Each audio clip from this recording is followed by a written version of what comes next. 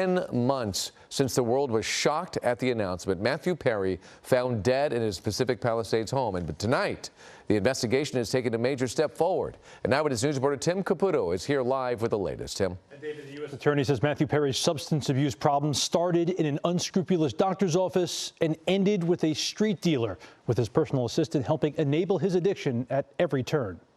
The DEA describes the 5 people charged in connection with Matthew Perry's death as greedy and reckless. In the end, these defendants were more interested in profiting off Mr. Perry than caring for his well-being.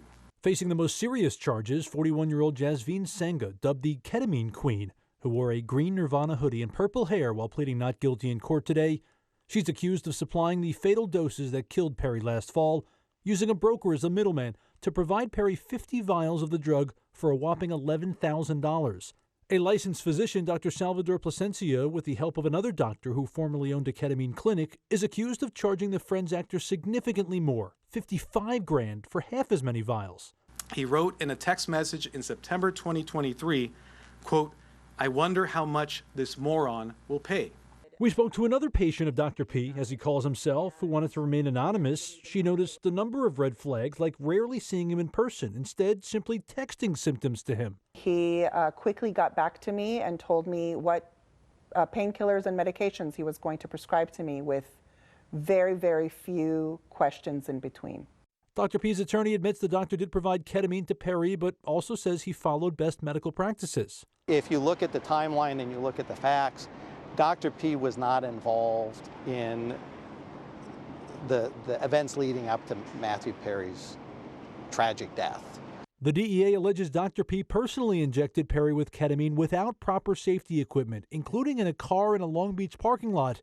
Then after Perry's death, he tried to cover up his involvement.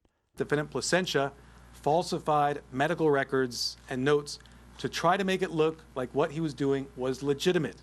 Retired DEA Special Agent in Charge Bill Bodner believes that's some of the most damaging evidence. It's outside the scope of medical necessity, and then it's, to be honest, then that doctor just becomes nothing more than a drug dealer on the corner.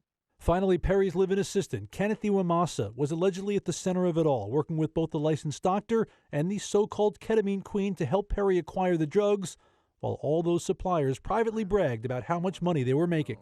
That just shows, evil. That is clearly not a medicinal, text. That is a text of an opportunist who just wants to make money.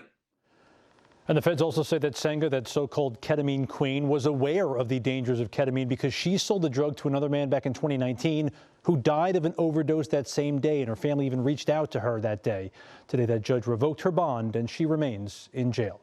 Hello, I'm Mark Brown. Get more great ABC7 content by clicking the subscribe button for our YouTube channel, and download the ABC7 Los Angeles streaming app on Fire TV, Android TV, Apple TV, and Roku to watch on your TV.